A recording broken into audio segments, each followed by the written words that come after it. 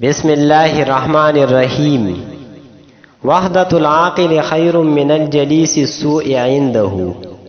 وحدت العاقل، دا عاقل انسان ځان لکېدل، خیر دا بهتر دی من الجلیس السوء، دا خراب ملګری نه، عنده د دې عاقل انسان پنیز.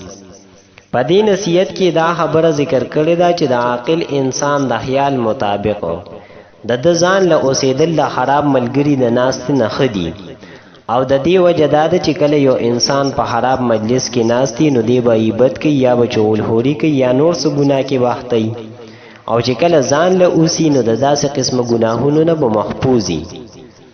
وحدت العاقل خیر من الجلیس السوء عنده.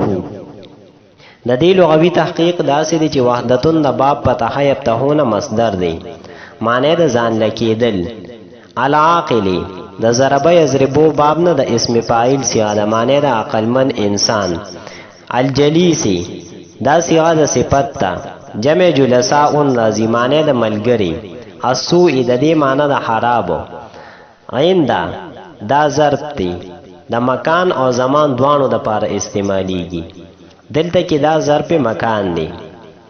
وحدت العاقل خیر من الجلیس السوء عنده. د دې ترکیب داسې دی چې وحدت مضاف، العاقل مضاف الیه، مضاف سره د مضاف الیه نه دا مبتدا، خیرون اسم تبذیل، پدې کې هو ضمیر هغه د دې فاعل، من حرف جار، الجلیس موصوف، السوء صفت، موصوف سره د صفت نه دا مجرور شو د من حرف جار د پاره، جار سره د مجرور نه متعلق شو خیرون اسم تبذیل پوری.